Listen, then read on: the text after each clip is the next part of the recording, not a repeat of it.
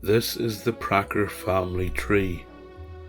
It begins with George and Anna Pracher in the early 1600s. George was a tailor in the village of Leisacker near Ingolstadt. As we move up the family tree, we see the Prachers spreading out across Bavaria.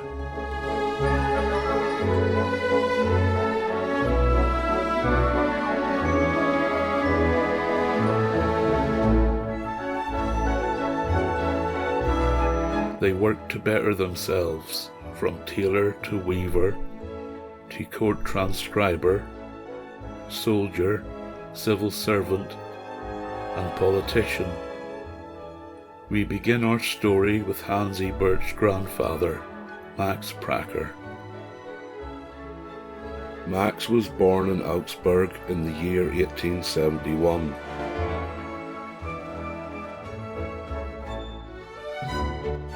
He came from a family of military men.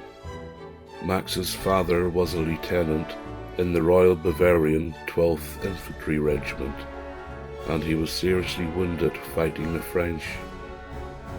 He was decorated with the Knight's Cross for his bravery. His wounds later led to blindness and cutting short his life at the relatively young age of 48. Max's grandmother, Franziska, came from the old Franconian noble family of the Barons von Schrottenberg, and his mother, Babette, was the sister of the celebrated actress Clara Ziegler. Babette was a poet, painter, and sculptor. Max had a younger brother called Wilhelm, who became a talented artist. Max's music career began when he was 9 years old, when he learned to play the zither. He was so good that 2 years later he was allowed to play a solo in a concert. He then composed 3 pieces for zither and sent them as a gift to Duke Maximilian of Bavaria, who, because of his fondness for the instrument, which he played and composed for, was nicknamed Zither Max. It was the Duke's passion for the zither that led it to being identified as the national musical instrument of Bavaria. Max wrote of that moment in time. The dedication was graciously accepted and was rewarded with an appreciative and flattering cabinet letter, the first laurels as a composer. When Max was 15, he began to receive lessons in music theory and piano in the city of Bamberg. The next years were spent soaking up all the musical knowledge he could and developing his talent, from the Munich State Conservatory to the Royal Academy Music School in Würzburg and the Regensburg Church Music School. After his studies, Max first worked as a singing and music teacher. He also composed music and songs.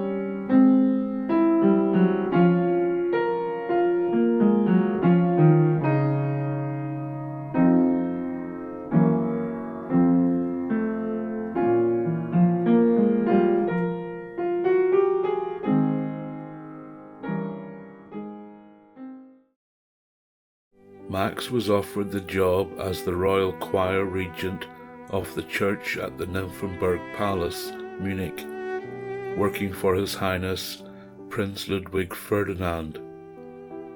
He also became choir director at the Herzogspitalkirche, a well-known Catholic church in the same city.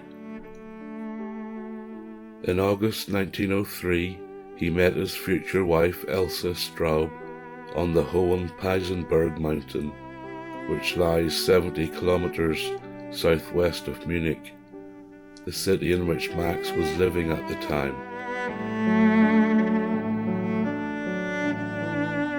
Elsa was a teacher's daughter from Eisenach.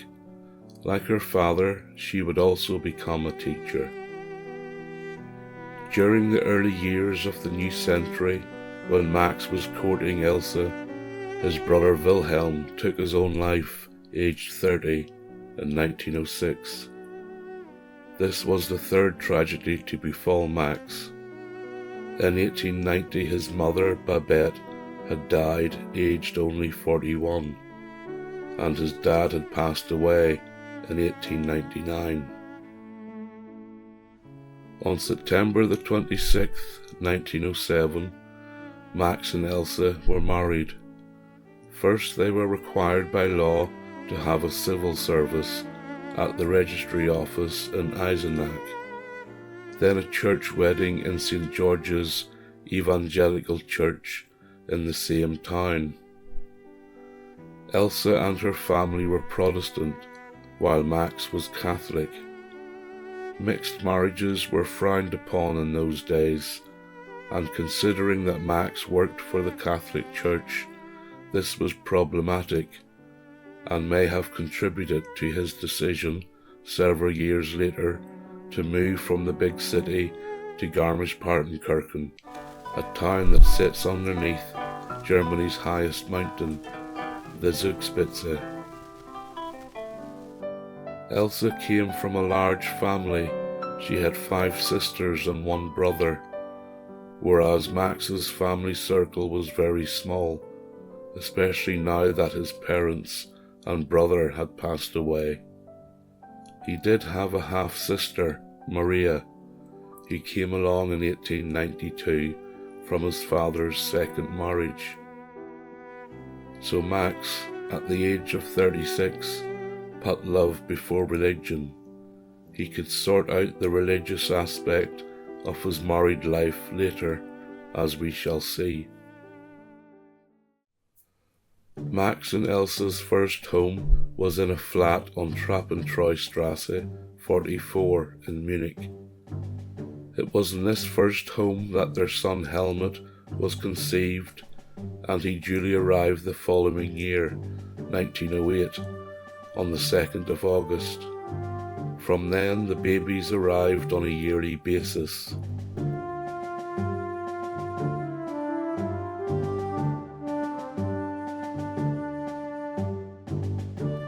All the children were baptized in the Evangelical Church. 1909 was a sad time for Max, as his Aunt Clara, the actress, passed away. She had taken Max under her wing after his mother had died.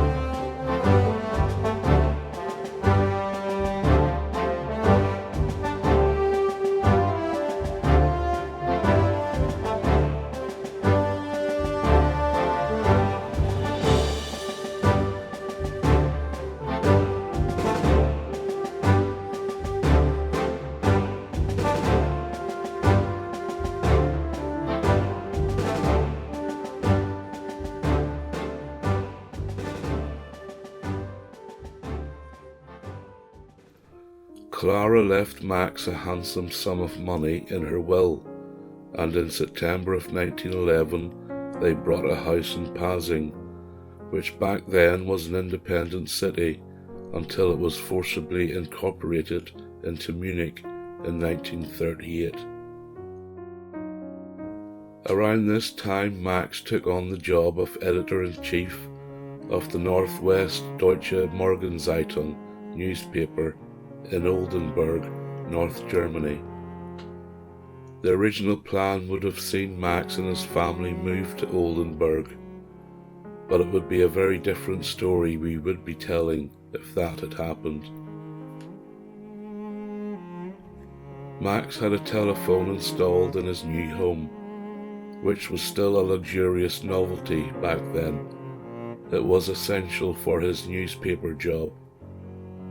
Max continued with his choir director work as well as music teaching, but it seems all was not well in the new home in Pasing. Elsa writes in her diary, "Another half year has passed, and many fates it has brought us. We are constantly pondering how we should help ourselves out of our current bad situation. God show us the right way. The both of us have been suffering from ill health, and it is often impossible for us to encourage each other. Fortunately, all our children grow up cheerful and healthy, and they bring many rays of light into our sorrow." In June of 1913, Elsa was admitted to hospital for an operation. She hinted in her diary that Max suffered from nervous exhaustion, maybe due to overworking and possibly receiving some flack from the Catholic Church due to his embracing of the evangelical faith for the sake of his wife. But as we shall shortly show, Max was still very much a Catholic. In the summer of 1913, the family packed up and left Pasing for Garmisch-Partenkirchen. Elsa wrote in her diary, "Thank God I have recovered well. I have to be healthy for my dear husband and our 4 children. We want to sell or rent out our house and take over a pension villa in the mountains." But why Garmisch-Partenkirchen? We know that Max's aunt, Clara Ziegler, liked to holiday in the town. Maybe Max accompanied her there once or twice when he was younger and had fond memories of the place. But whatever the reason, Max had had enough of the big city, and he wanted to take back control of his life and career in music and in religion. For shortly after arriving in the town under the Alps, the children were baptized into the Catholic faith. Max and his family rented a large apartment at Griesgartenstrasse number 178 from the master baker Klarwein. He had his shop on the ground floor. It was a minute's walk to the town centre.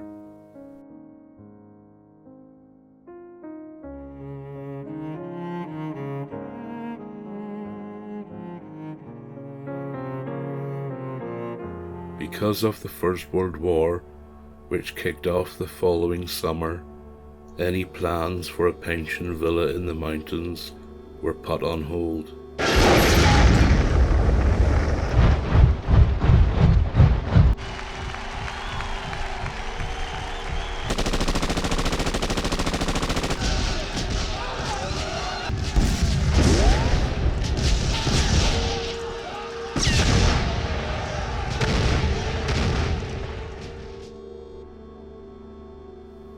The war was announced by a local policeman.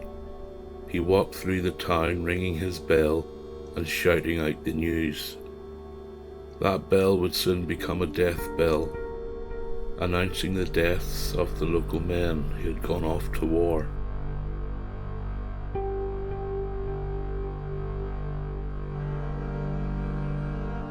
Elsa wrote in her diary, "This beautiful place is deserted, as most of the younger men have already left." Heartrending scenes take place every day when women and children say goodbye to their fathers.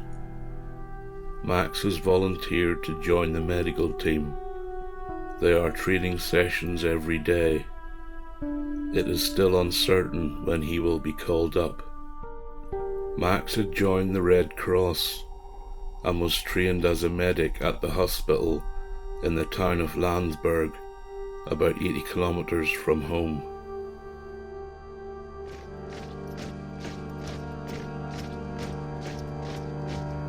On December 5th, 1916, Max was conscripted into the army as a medic.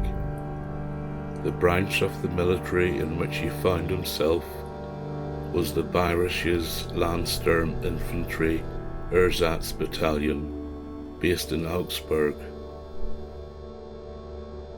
Max's daughter Elfriede wrote of this sad moment.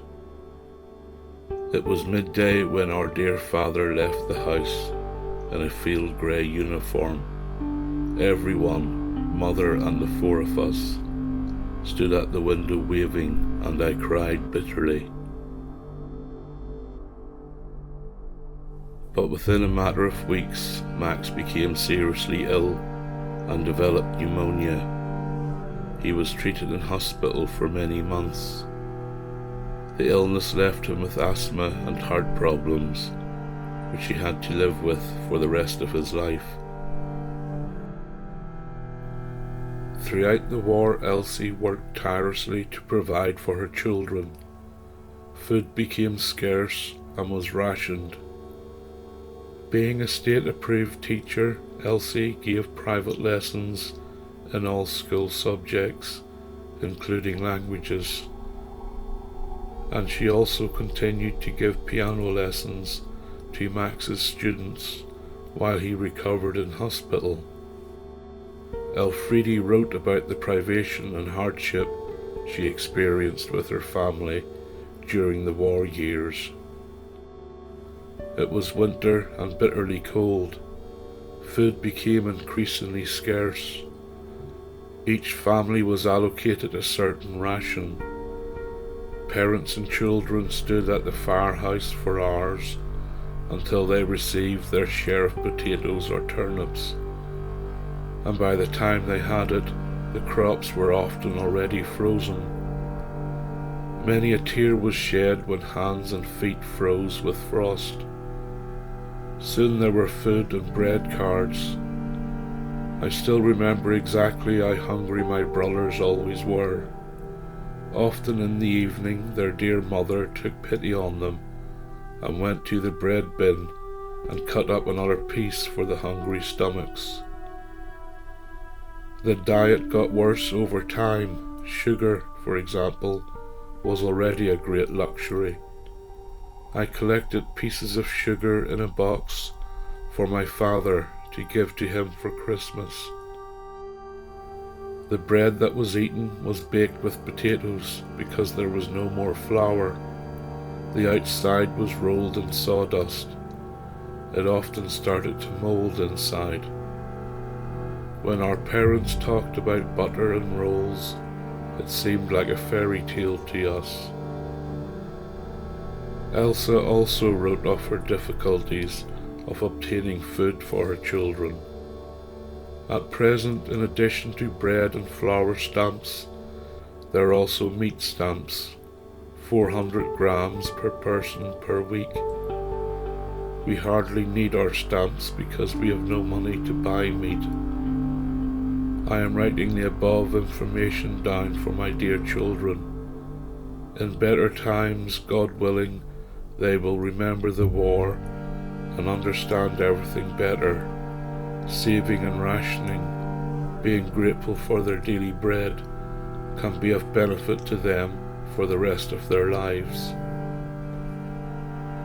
Elsie could have had no idea that her children would suffer hunger, hardship and tragedy just over 20 years later during a Second World War. Max and Elsa's children did not emerge from the war unscathed. Helmut, the eldest, nearly drowned after falling into the river. Rudolf was seriously ill with pneumonia and also severe blood poisoning in a finger on his left hand, and Elfriede became seriously ill with angina. As the war ground wearily to a stop, a revolution took hold of Germany and Bavaria, which was inspired by the Russian Revolution of 1917.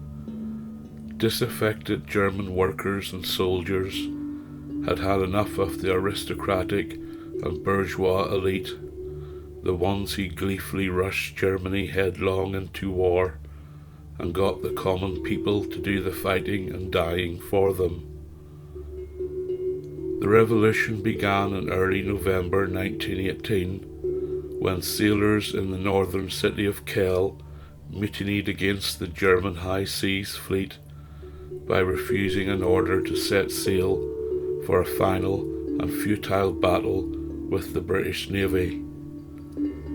Within a week, workers' and soldiers' councils were popping up all over Germany and taking control of government and military institutions across most of the country.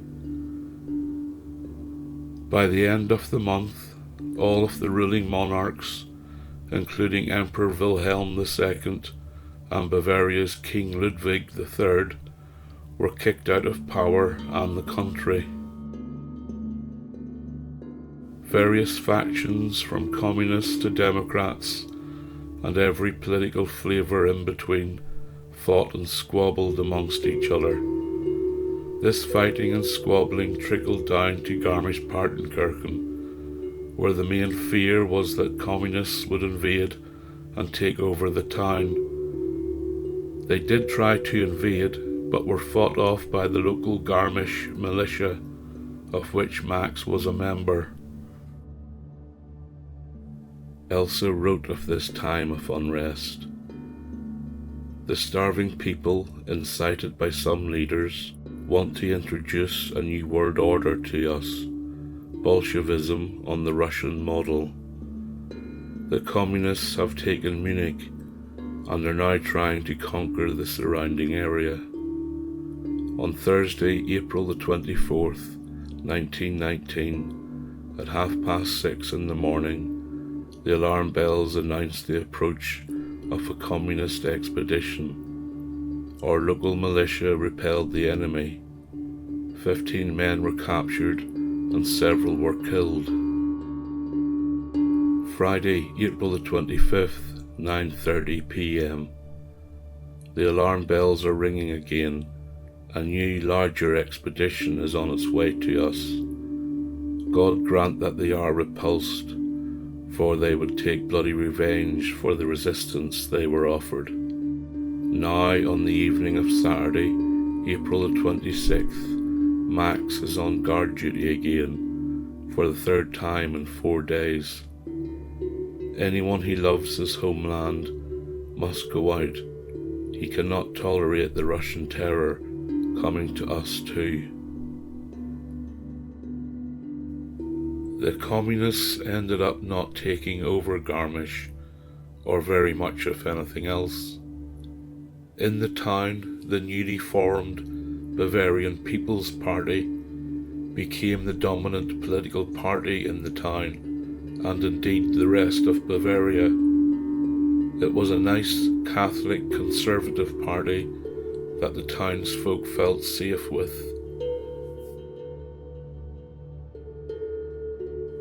By the end of the revolution, the old royal guard were gone and replaced by the Weimar Republic, otherwise known simply as Germany.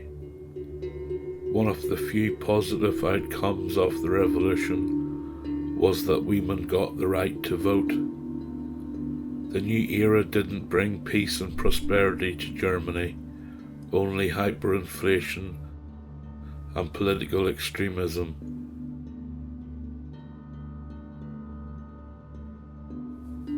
Max and Elsie were finally able to sell their old home in Pasing in May of 1918. Elsie wrote that a serious worry has been taken away from us, even if we don't have much left of the proceeds. This gives the impression that a lot of the money from the sale of the house went to pay off old debts. It is believed that when Max received his inheritance from Aunt Clara before the war, he made some bad investments, such as buying a sheet music company that ended up going bust and investing in cabaret and theatre shows. Due to the massive amount of war debt Germany was expected to pay after the war, the country's currency soon became heavily devalued.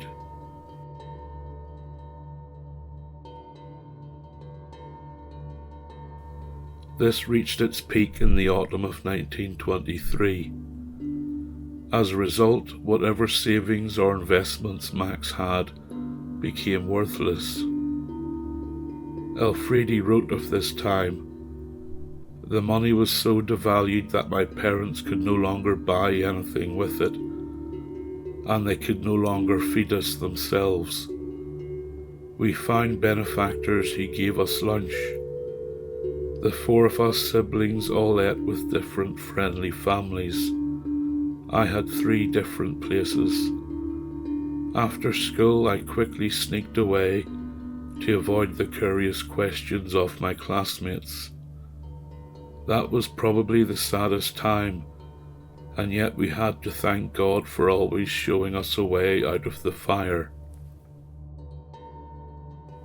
In the winter time, Elsie had sent her son Rudolph to queue up with a sled at the train station because a wagon of potatoes had arrived, while she went to the bank to get a loan of 10 million marks to buy a 50-kilo bag.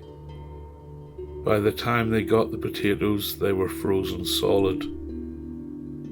Elsie wrote, "The year 1923 will never be forgotten with its terrible inflation. Thousands of people became beggars. Many took their own lives out of need and desperation.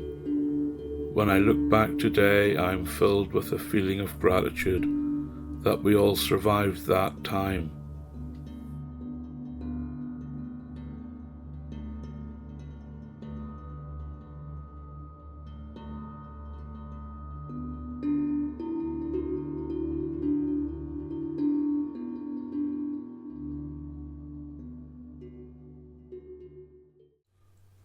Elsie continued teaching in the 1920s, and Max continued giving private music lessons until he found a job as music teacher at a school in Garmisch. Elsie would take the children on mountain hikes all around the area. This would usually be on a Sunday, and they would roam the many mountains, singing songs, and their mother would tell them all about the many beautiful things in nature. The children grew up with a love of nature and the outdoors which never left them. Looking through the family photos shows us that they spent the majority of their free time outdoors and up in the mountains, hiking in the summer, skiing in the winter with their family and their friends. The mid to late 1920s saw the children growing up fast.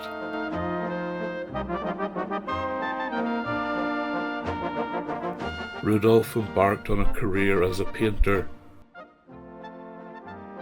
which led to him eventually becoming an art restorer, and Helmut changed his mind about becoming a priest and got employment as an assistant at a local savings bank, while Elfriede's first job was as a clerk for the Heimerl Removals Company in Partenkirchen. It was Helmut who made possible Elsie's dream of owning a pension villa in the mountains.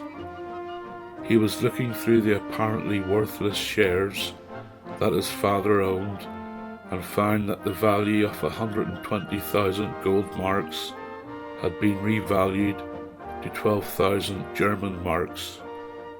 They were able to cash them in and purchase a plot of land from their landlord, Bernhard Klarwein, for 4,000 marks. They used the remaining money to initiate the building of a new house and took out state, district and community loans to pay the rest of the construction costs.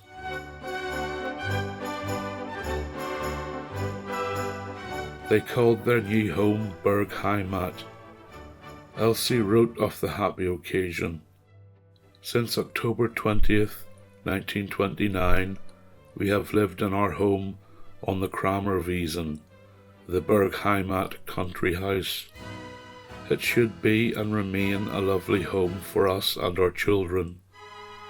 Helmut helped finance it, and Rudolf painted it beautifully according to his own ideas. In the summer, foreign guests should come to relax with us.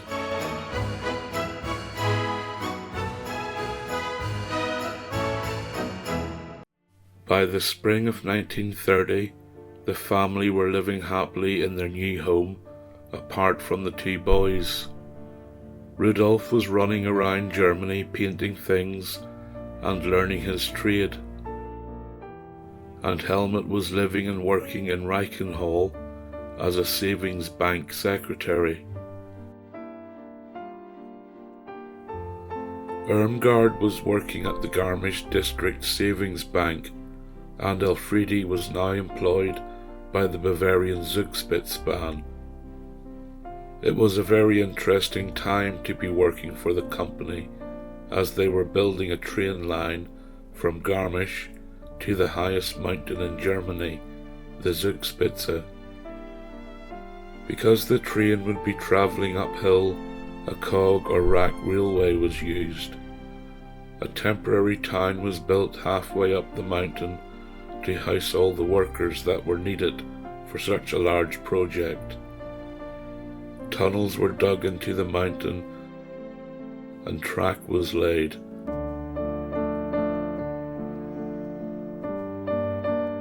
It took 2 years to complete. The railway ended at a hastily constructed wooden building just below the summit of the mountain, a stand-in for the soon-to-be-built Schneeferner House Hotel.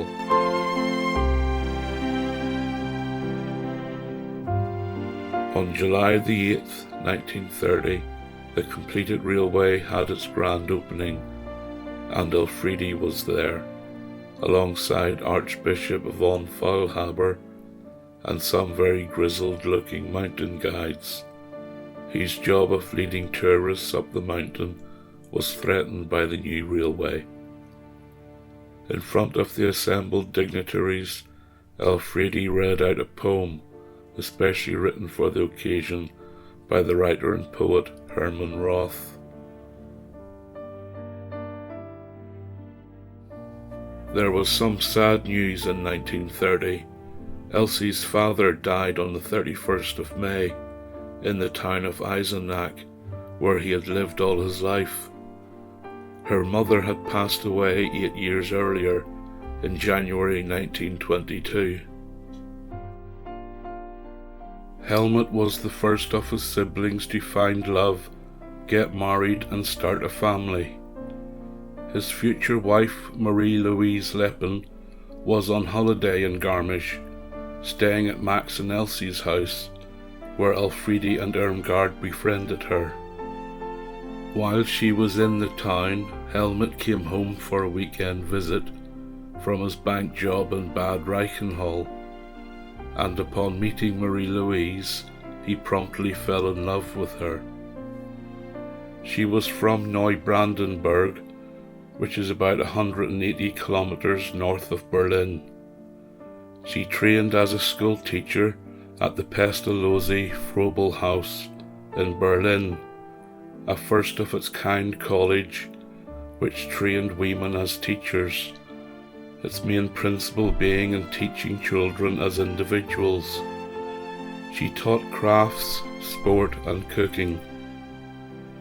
Marie-Louise and Helmut were married by Pastor Ploth in the pastor's parish of Solmsdorf near Dresden in April of 1935.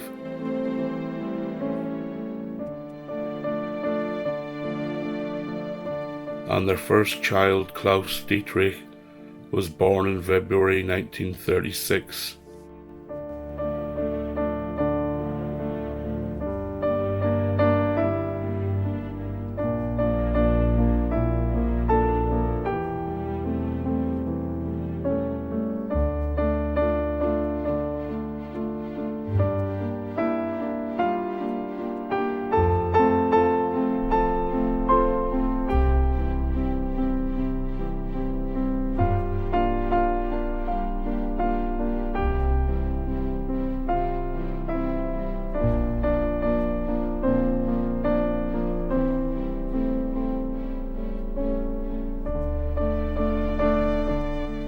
Meanwhile, Rudolf finished his schooling in the painterly arts and obtained his Master Craftsman certificate. He started up a painting workshop in the cellar of the new family home in Garmisch from July 34 to July 35. With the Winter Olympics due in town in 1936, there was lots of work to be had. He even gave handicraft and drawing lessons at his old school in the town.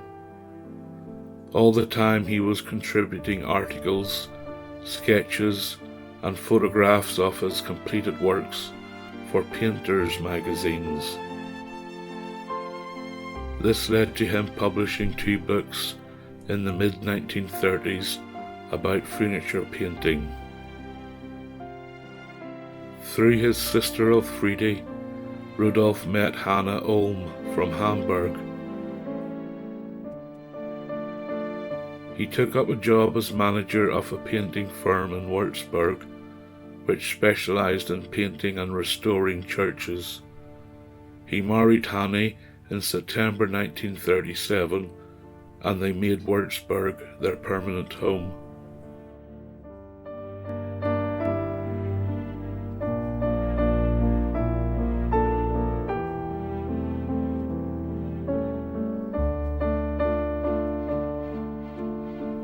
In the early to mid-1930s, family photographs from that time show Elfriede and Irmgard leading a happy life full of friends.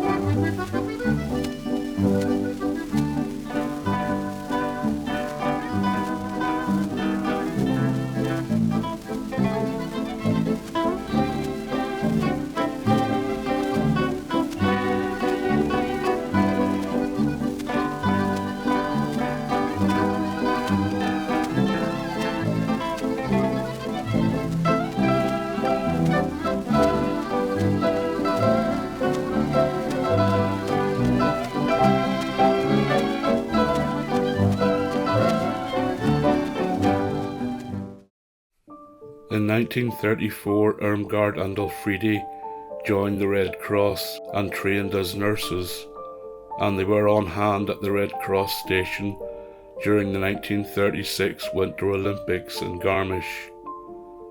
They continued their Red Cross duties into and throughout the Second World War, though Elfriede quit the service in 1942 in circumstances we shall soon discover. Irmgard later reached the rank of Oberwachführerin, senior guard leader.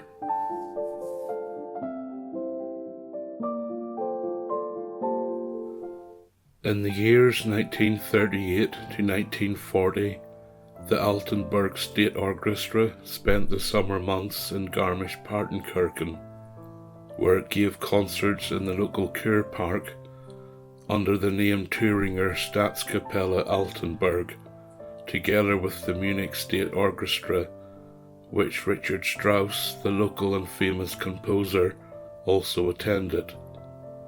Among the members of the Altenburg Orchestra was a young man by the name of Ernst Ebert. We believe he stayed at Max and Elsie's house, where they had a room to rent. It was here where he met and fell in love with Elfriede. When the summer ended, Ernst had to return to Altenburg. We don't know much about their courtship during the year that followed. We can imagine there was a steady stream of love letters between them and the occasional visit.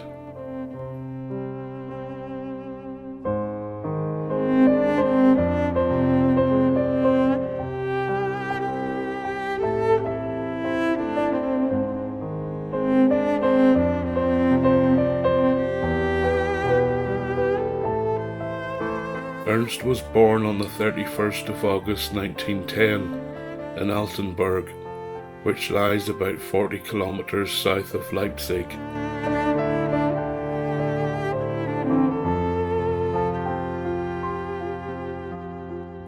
His father, Ernst Otto Ebert, was a butcher, and they lived above the shop on a street called Johannesvorstadt.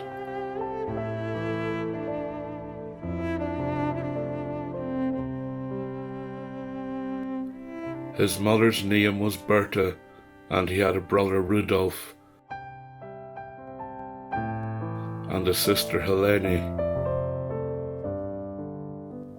Ernst studied music at the Hochschule für Musik Franz Liszt in Weimar from 1925 to 1930. He played the oboe, clarinet, bassoon and violin. They were happy days for the young man starting out in life.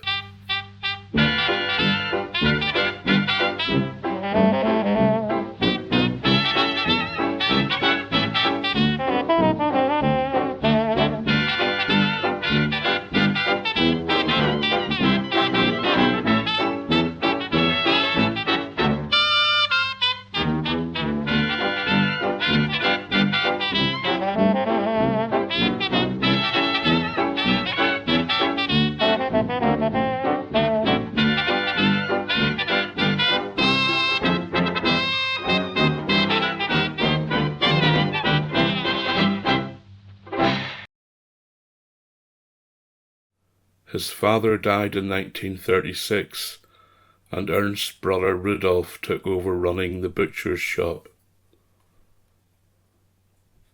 In September of 1939, the Second World War began. Lasting 6 years, it claimed the lives of over 50 million people. The Pracher and Ebert families did not escape the tragedy and upheaval caused by this fruitless war. Started by a madman who thought he and his people were superior to everyone else. Ernst was drafted into the army in early May 1939. He served in the veterinary company of the 14th Infantry Division. His duties would have included the general looking after of horses. Being just an army private, that would have involved a lot of cleaning out of stables. In September, Ernst took part in the invasion of Poland.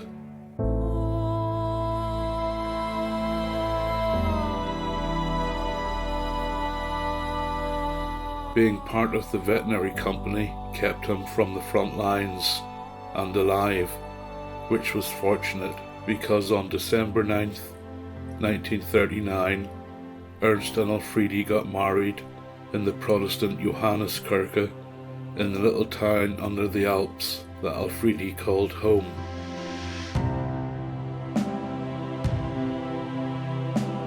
Elsa wrote that the young husband had to return to the army after a short time, and Elfriede continued to serve at the Sparkasse Bank together with Irmgard. Hopefully we can celebrate next Christmas in peace. Elfriede continued to live in Garmisch, and she had to wait over 4 months until she would see her husband again. Elfriede wrote of this reunion. Finally, the blessed day of our happy reunion had arrived, and on Sunday, April the 7th, I was able to greet my dear husband at the train station. We spent the happiest days together, and they will always remain in our treasured memory. The long winter gave us sports enthusiasts the opportunity to enjoy skiing up on the snow-covered mountains. My dear Ernst really enjoyed the ski jumping in the windy mountain world. Apart from the invasion of Poland, nothing much happened during the following 6 months. That time was known as the Phony War. But in early April 1940, Germany invaded Denmark and Norway, which was followed up a month later by Hitler's invasion of Belgium, Holland and France. Elfriede wrote in her diary, "On May 10th, the war against Belgium, Holland and Luxembourg began. Once again, Germany has preempted the world powers. On the radio, we are following the attacks of the German troops. My hopes are racing far away towards my husband. He is certainly already on his way. I am trying to always be with him with positive thoughts. My best wishes go to my brother Rudolf. God bless him on his march. He is certainly on his way too."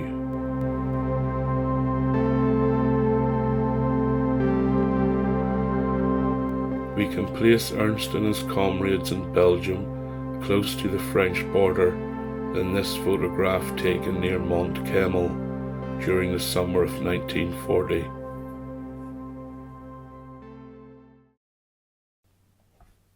In September, Elfriede received the best news a young bride could hope to receive during wartime. We will let her tell it. On September 10th, my dear husband will be released from military service to return to his civilian job. We can both fully appreciate the joy that this means for Ernst and me. A week full of the happiness of reunions is already over, and many, many more will follow. We want to lead a beautiful, harmonious life. Ernst was a reservist in the army rather than a full-time soldier, and in September of 1940, his musical talents with the Altenburg State Orchestra meant that he was granted indispensability status and was temporarily released from the army back to his old job. Elfriede moved to Altenburg to live with her husband. It is very likely that they stayed with Ernst Muller above the butcher shop. Ernst was busy with the orchestra. Elfriede mentions in her diary that a lot of operas were being staged at the Landestheater Altenburg, where Ernst worked. Towards the end of January 1941, Elfriede and Ernst travelled to Garmisch to spend time with her family, and in March of that year they moved into their own apartment on Robert Kochstrasse in Altenburg, a 5-minute walk from their old address. It was during these months when Ernst and Elfriede, living as a married couple for the first time in their own home, that their son was conceived. But the war loomed ever closer, and their brief moment of happiness and contentment was soon over. Elfriede wrote in her diary, the first entry in many months, in October of 1941. After the lovely weeks we spent together in our lovely home, on July 14th, it was time to say goodbye to my dear husband. Military duty called for Ernst to go to the army barracks in Frankenberg in the state of Saxony. Later he was sent to Königsbruck, and finally he ended up in Bautzen. At least he is still in his homeland. In August I went to my lovely home in the mountains, where I had a wonderful summer. Germany's invasion of Russia probably had a lot to do with Ernst being called back to the army, a country Ernst would soon get to visit. The couple were able to spend Christmas 1941 together in Altenburg. Ernst wrote, "It was like a gift from heaven that I was to be with my dear wife and family at Christmas. In our beautiful home we had the most harmonious days together. Tomorrow we'll have to say goodbye, but these 16 days nobody can take away from us."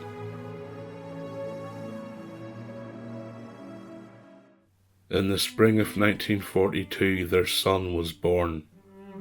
Elfriede wrote in her diary to her newborn, words she knew he would read when he was older.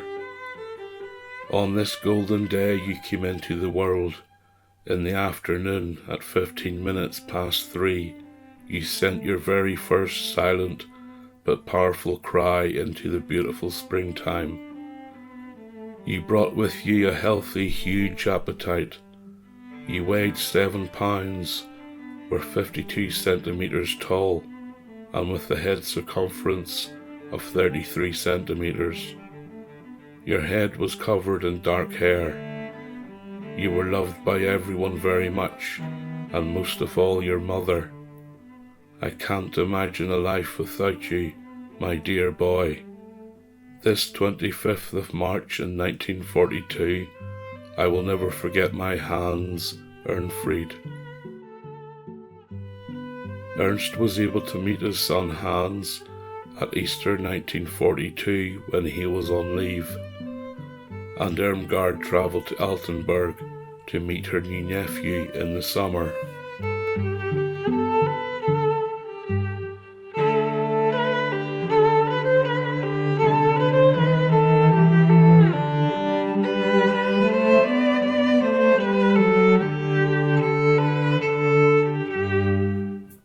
By the autumn of 1942, Ernst was in Russia, but was able to get 3 weeks' leave in November, in what would be the last time he would see his wife and son.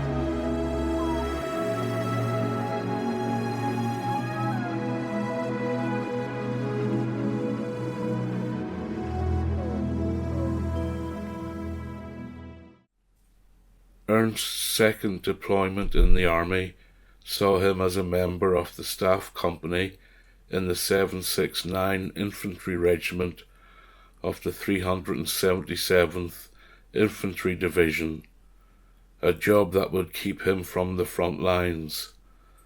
But there were other ways in which war can kill you. He wrote to Elfriede on the 13th of April 1943, "My dear Elfriede, a serious illness has befallen me, which I seem to have overcome now. When I am well again I will come to Germany. Best greetings and kisses, your Ernst." He had contracted typhus and was laid up in a field hospital in Kiev, which was known as Gluchow at the time, in northeast Ukraine. Ernst wrote Elfriede a few days later, on the 17th of April, "My dearest, best Elfriede, it is a nice day today, and I am thanking God that I am so healthy again. It will hopefully not be long now, and I will go towards home.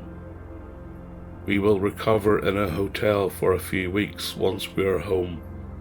I hope it will be in the Alps. Then there will be 4 weeks' holidays at home. It will be a great joy when I will be with you then. With many heartfelt greetings and kisses, I am your Ernst. But Ernst was not as healthy as he let on. He had developed severe pneumonia, which his body, which had been severely weakened by typhus, could not overcome. He wrote again to Elfriede on the 18th of April. Dearest Elfriede, today is Sunday and I'm lying in my bed as I am told. I don't have a fever anymore. I still feel very weak though. That should improve with time when I can eat properly again. How is my dear Hansel? I haven't heard from the lovely little guy in such a long time. It is a shame, dear Elfriede, that you can't write to me here. How is my good mother? Best wishes to everyone and a kiss from your Ernst. He wrote his last letter to his wife 2 days later, on the 20th of April. My dear Elfriede, I am lying in bed as usual, and my main interest is food. I have to drink a lot of coffee. I often wish I could drink a proper Blümchen cafe. I hope to come home soon. There is a lot to eat here. Applesauce, lemon juice, loads of pudding. In faithful love, I am your Ernst. Corporal Ernst Otto Ebert died on April the 21st, 1943, at 2 a.m. Elfriede received the devastating news by letter written by the head doctor at the field hospital.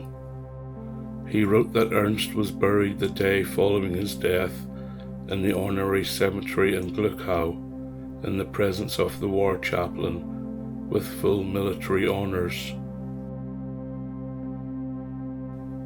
A further letter from Dr. Burmeister informed Elfriede that her last letter to Ernst had failed to reach him before he passed away, and he shared some insights into Ernst's final days at the hospital. I would like to tell you a few things about your husband's last days.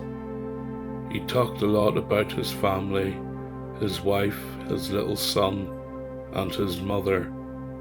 He was quite lucid at times, but very, very weak, slept a lot and finally died peacefully without a death struggle due to a weak heart.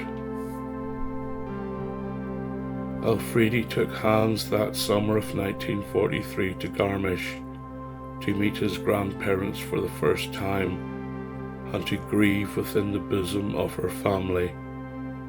Her diary for the rest of the year was blank. She took up her pen on the last day of 1943 to write, "Since the 21st of April, my beloved husband lies far from home in foreign soil. Even today I can hardly believe that he will not come back, that our happiness, our lives, have been destroyed. I carry deep sorrow in my heart, for which there are no words. No one knows how great the pain is that I am suffering, but still it calls to be brave and strong for the living. Our little boy, our little Hansel, must not lack in any happiness and joy in his young life. I made Christmas as beautiful as possible for him. This innocent little child knows nothing of war and hardship. He laughs and enjoys his life.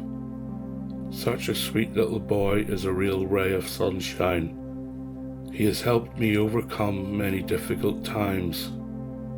So I want to go into the new year with confidence, and we ask God to keep this gem, our little boy, healthy.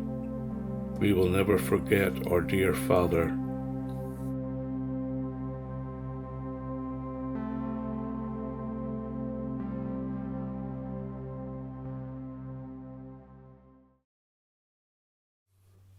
In Altenburg, Elfriede helped to look after her in-laws' children, and she especially helped care for Ernst's mother Bertha, who was in poor health. They returned to Garmisch the following summer in 1944. Elfriede writes, "In the evenings we often pick up Aunt Irmgard from the savings bank. She also had fun with the little guy. When the granddad smoked his pipe in the evening, his grandson was of course there for company. On the 1st of November 1944, we went back to our second home in Thuringen. Saying goodbye was difficult. We did not know when we would ever see each other again." From late 1944 and into the early months of 1945 saw the American Army battle their way ever closer to Altenburg, with Russian forces closing in from the east. The US Air Force conducted several bombing runs on the city. Elfriede wrote of this frightening and unsure time. Winter was approaching, and with it many air raid alarms, fear and worries.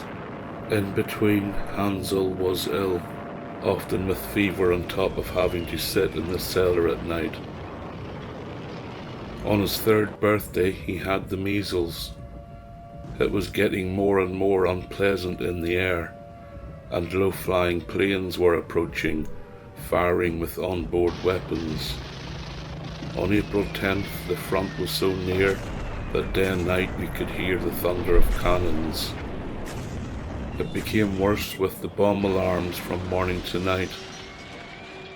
On April 15th at 4:50 p.m, the alarm rang for 5 minutes, which meant the enemy were very close. We set up in our cellar with food supplies and other essentials. Various foodstuffs were quickly handed out in the shops as supplies. The cannon fire started, and luckily it didn't take too long. The army surrendered to the approaching Americans, so Altenburg was saved, and we still had our home. Many years later, Hans recounted his memories of the end of the war when he was just 3 years old. I consciously experienced the last months of the war in the air raid shelter, and I can remember a scene where we looked through the basement window and saw the planes lit up by the searchlights. They were like silverfish, my mother always said. They must have flown towards Leipzig and bombed there. And then I also experienced the end of the war, and from our attic apartment you could look out and see the cemetery entrance at the end of the street, and there were American tanks. I didn't know, of course, that they were American, but my mother said so. And then a while later we were in my mother's sister-in-law's apartment above the family shop. We looked out the window on the first floor, and there was an endless line of Russian tanks. The tank crew were sitting atop the tanks, and they could look right in the window and see us looking at them, and then they rattled up the street in an endless line. The Allies had already split Germany into 4 occupation zones before the war was even over, and Altenburg was earmarked for the Soviet zone. The American occupation lasted almost 100 days before the Soviet army took over in July 1945. This would be very unfortunate for Elfriede and Hans, as it would create a lot of uncertainty over whether they could get to leave and go back to Garmisch, and it would heavily curtail them from seeing members of the Ebert family for several decades. It was a very uncertain and frightening time to be a young single mother. Elfriede put her fears down on paper. It is now May 1945. Soon summer will come, and we can't go to the parental home in Garmisch this time. How are all my loved ones? Are my brothers safe? And what has become of their wives and children? Whether the good parents in Ermey can keep the house. All these questions are with me day after day. They cannot be answered because for 2 months I've had no news from home. Irmgard was still living at home with her parents in the now American zone of Germany. She still worked at the Sparkasse Bank, and in several family correspondence it is implied that she had a fiancé called Bruno. Unfortunately, or maybe fortunately, Bruno was not husband material, as family lore hints that he left Irmgard. She would remain unmarried for the rest of her life. As for Rudolf, he was called up for the army at the beginning of May 1939 for an 8-week training course. He later wrote, "This was unpleasant news, since I was a quiet person by nature, with little inclination for anything military. I believed that the world was ending for me, that the beautiful years of marriage with my wife and dear boy were to be replaced in this way." Rudolf was a clerk with the divisional staff of the 4th Panzer Division. He took part in the invasion of Poland and the invasion of France, where he roamed all over, from Paris to Bordeaux. In November 1940 he was in Sauerbrunn, Austria. He was able to get leave and spend Christmas with his wife Hanne and son Peter in Würzburg.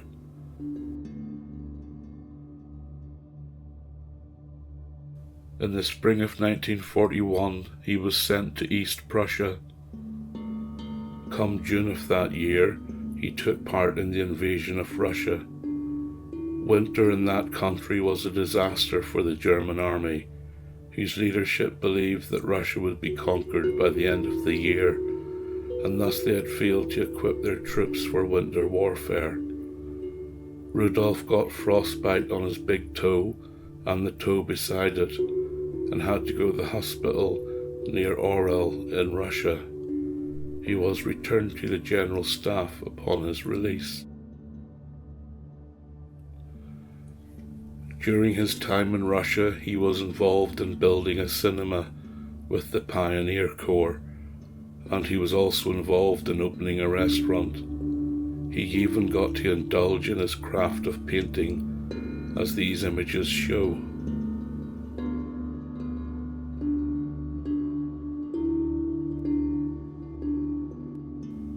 In the summer of 1944, Rudolf was close to Warsaw in Poland, and then at the western tip of Latvia.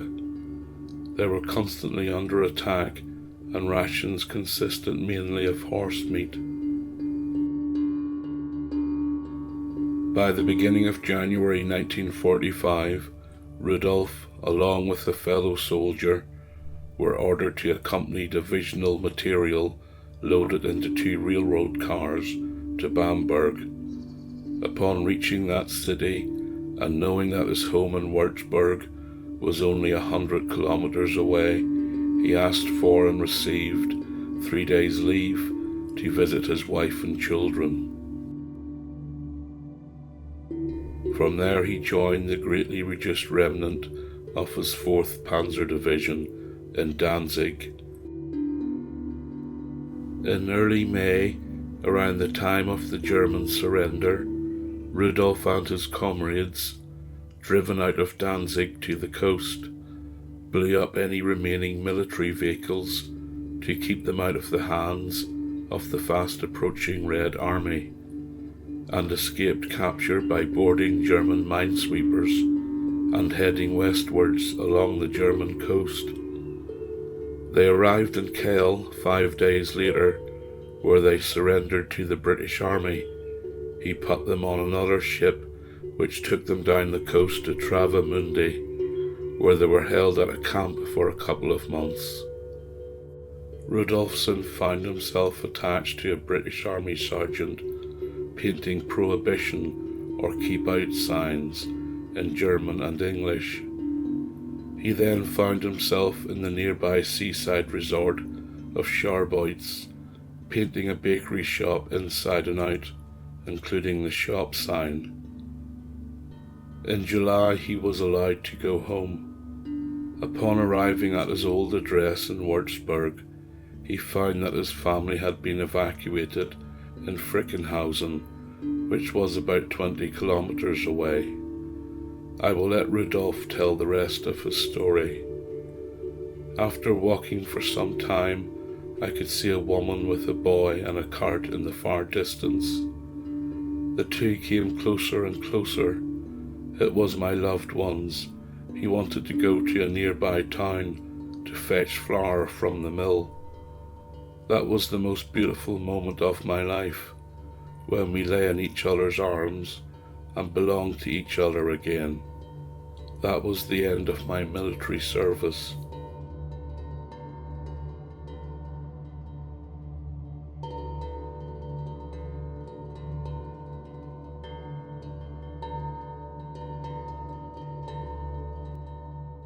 As for Brother Helmut, an interest in flight, in particular gliders, which he flew as a young man, made the Luftwaffe a perfect choice for him.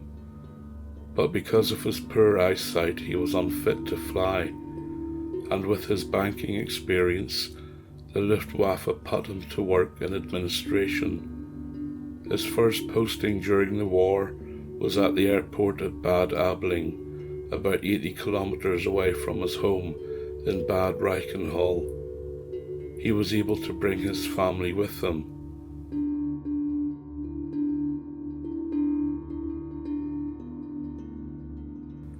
Later on, he was transferred to Idar Oberstein,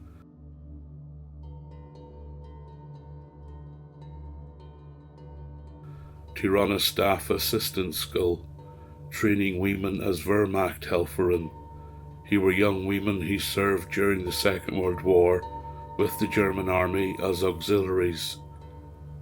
They were also known by the cheeky nickname Blitzmädchen. The women were very fond of Helmut, and he often went on trips with them. He was not able to bring his family with him this time, the distance between them now being over 500 kilometers. But during the holidays, his children came to visit him there. In the summer of 1943, Helmut and his family, including Wolf, who was less than a year old, visited Marie-Louise's parents' home in Neubrandenburg. Helmut's daughters Ingrid, who is known as Inga, and Sigrun both remember this holiday, especially when they got to have a look at Berlin, where they had to change trains, and where they got to ride on an escalator for the first time. This photo was taken at the Tollen See, the large lake just outside the city of Neubrandenburg. They even remember burying young innocent Wolf in the sand.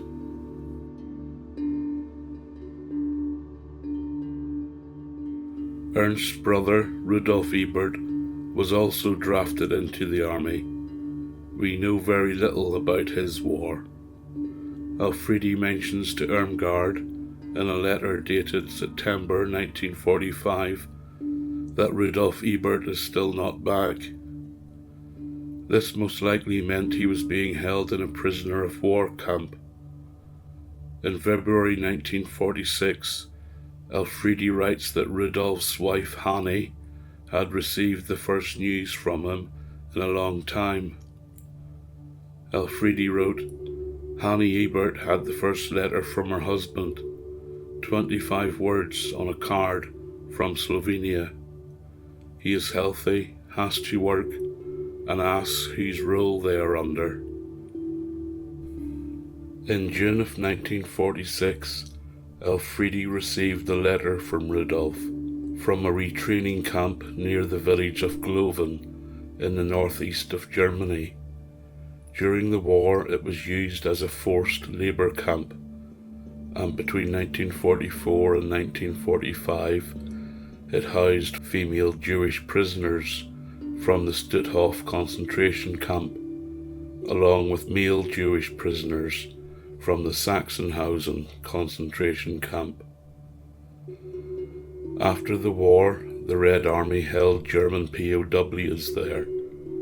Part of the large wooded area where the camp was situated is still used by the German military today. He wrote that he didn't know what had been going on with the family because he hadn't been receiving any mail from home, and that he had been in hospital since January the 6th. Rudolf reopened the butcher shop upon his return from the war in 1946 and ran it until 1958, when a serious lung infection prevented him from working. His wife Hanny then turned it into a dairy shop, and when Rudolf got better, he took on a branch of the state-run butcher shop organization.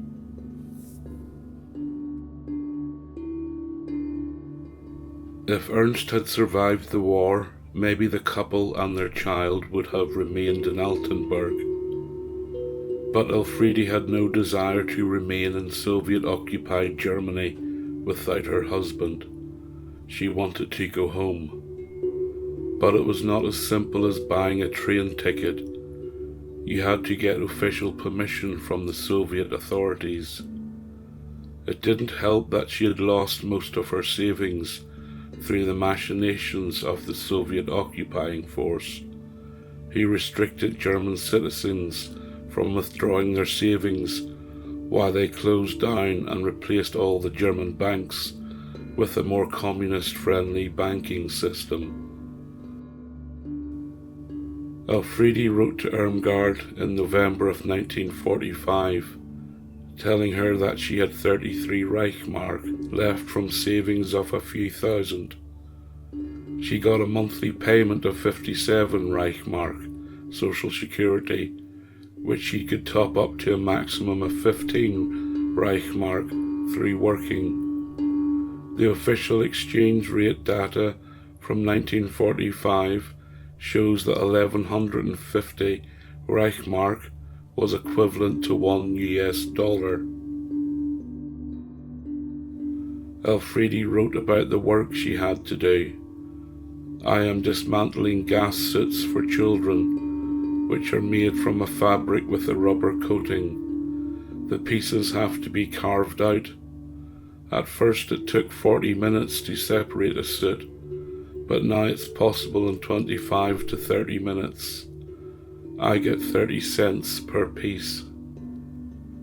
There were severe food shortages, and Elfriede even struggled to get photos taken of Hans for the various ID cards he now needed, especially if they were to travel back home to Garmisch.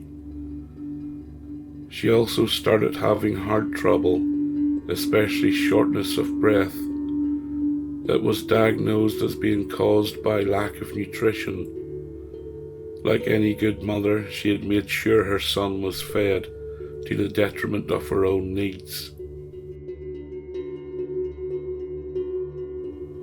Elfriede's first official request for an exit visa to return home was refused, but in early February 1946, Elfriede's parents and Irmgard received a letter from her. In it, Elfriede wrote, "Yesterday I received the important letter from the 22nd of January, which allows our return home. How can I thank you, dear mother, for your effort and running around? It is a great feeling to be no longer cast out from my beautiful home." She was only allowed to take what luggage she could carry. The journey would be complicated, and she decided to wait till spring when the weather was better. It is estimated that up to 14 million displaced Germans were on the move in those first months and years after the war. They had been thrown out of previously held German territories in Poland, East Prussia, Czechoslovakia, and other areas. Elfriede and Hans would just be two more among their number. Hans remembered the journey over 70 years later, of how they rode part of the way in a cattle car on the train, and spending the night at the Moschendorf camp, which had been used during the war to house Eastern European forced labourers.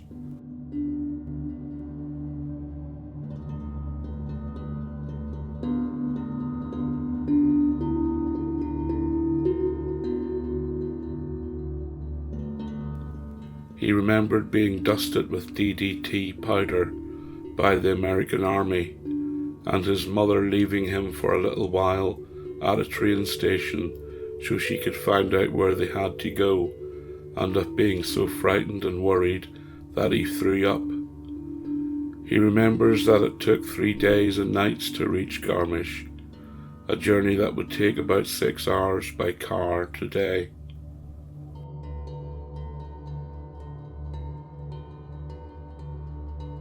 Garmisch-Partenkirchen was a hospital town during the war, a place where thousands of wounded Wehrmacht and SS soldiers were treated and recuperated from their injuries. In the early months of 1945, the town saw a huge influx of people fleeing before the American advance, from nuclear scientists and rocket specialists, children escaping the bombs in the big towns and cities, to endless columns of disbanded military units. From a population of around 18,000 before the war, the town was now bursting at the seams with around 70 to 80,000 people. Joseph Delmleitner, a priest from the nearby village of Eschenlohe, wrote in his diary on Saturday, April the 28th, 1945, one day before the US troops marched into Garmisch-Partenkirchen. In Garmisch, everything is said to be backed up. People are spending the night outdoors. The streets are clogged with cars. There is no more bread. Everyone is fleeing to the mountains, especially the North Germans, because they think it is a land flowing with milk and honey. During those confusing days before the Americans arrived, 1,000 foreign forced labourers who had been made to work in the town took advantage of the lack of law and order and their newfound freedom and raided the local shops and some private homes for food and clothing before slipping away into the countryside. Around 5,000 cars and tanks and approximately 20,000 troops of the 10th US Armoured Division entered Garmisch on April 29, 1945. They rounded up all the German Army and SS soldiers and placed them in 2 temporary camps in the town, one at the Kurpark and another at the Olympic Ice Stadium. The American Army designated the district as a rest and relaxation centre for their personnel. The local newspaper at the time wrote that Garmisch-Partenkirchen will be the recreation and winter sports headquarters for the entire US occupation force in Europe. The American presence in the town led to it being nicknamed for a time Dodge City. This was due to the rowdy US troops looking for and getting a good time. Tales of hidden Nazi gold, of which a fair amount was discovered and quickly disappeared again into the pockets of the occupying force, and a thriving black market, which in several instances led to murder. That was the situation in Garmisch when Elfriede and Hans arrived in May 1946. Official reports put the number of refugees in the town at over 9,000 in August of that year. Add to that the thousands of American soldiers, and there was something of a housing crisis. One of the ways the authorities came up with to house all these people was that homeowners were required to make extra rooms in their homes available to the refugees. Max and Elsie's home was pretty full then when Elfriede and Hans arrived, and they found themselves sharing a room with Irmgard, one of the smaller bedrooms upstairs, measuring 13 square meters. Living space in the town was in such short supply that there was even a family living in the cellar of Pramerstrasse 13. Jumping ahead a little bit, Elfriede found this arrangement to be so unsatisfactory that in 1949, when an old lady in the house was moved to a retirement home, Elfriede fired off a letter to the local housing authority, pleading with them to allow herself and Hans to take over the room. We can glean some useful information about Elfriede and her family during that time. She writes that Hans is a growing boy of 8 years old, and that he still sleeps in a small crib due to the fact that they cannot fit a bigger bed for him into the room, and that Irmgard was about to undergo a serious operation at the hospital. She also hints at her dissatisfaction with certain local homeowners who were making lots of money renting rooms to, here I will quote Elfriede, to so-called American ladies, to people who, out of laziness, don't know what to do.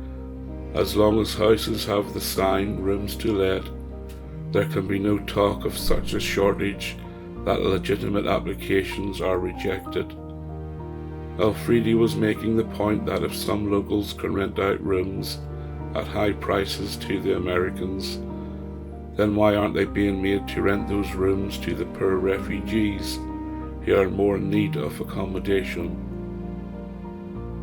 The housing authority rejected Elfriede's request. She appealed their decision, but we don't know the outcome.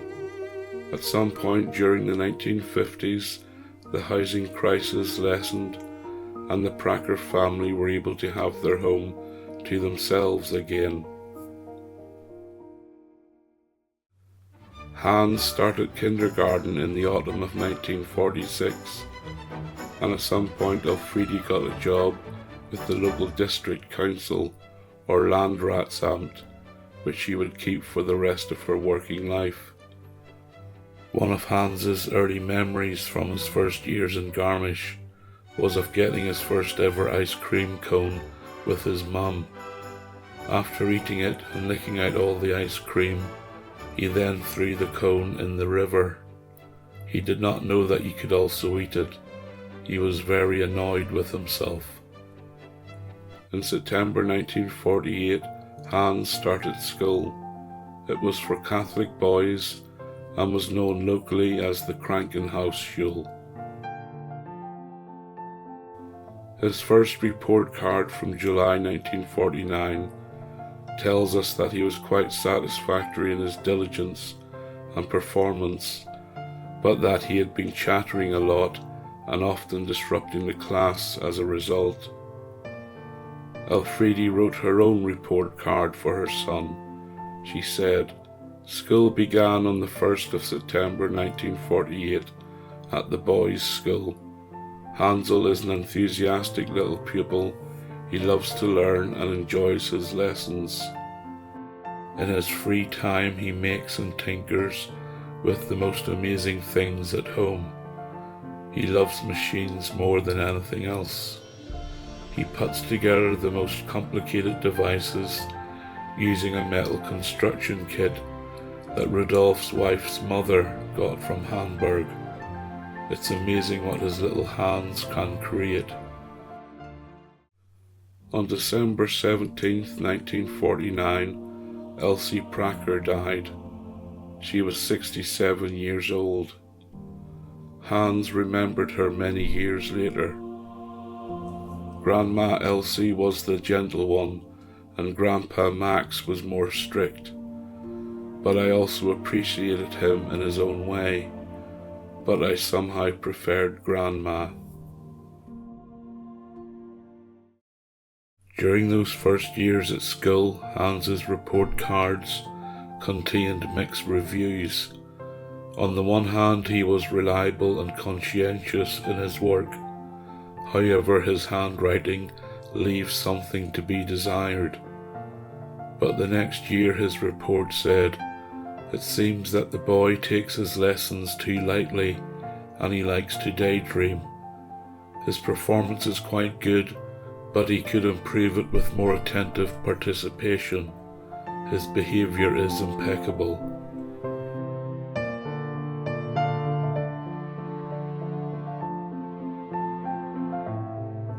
Spring of 1955 saw Hans turn 13 years old. It was also the year in which Max passed away. He was 83 when he died on the 18th of July.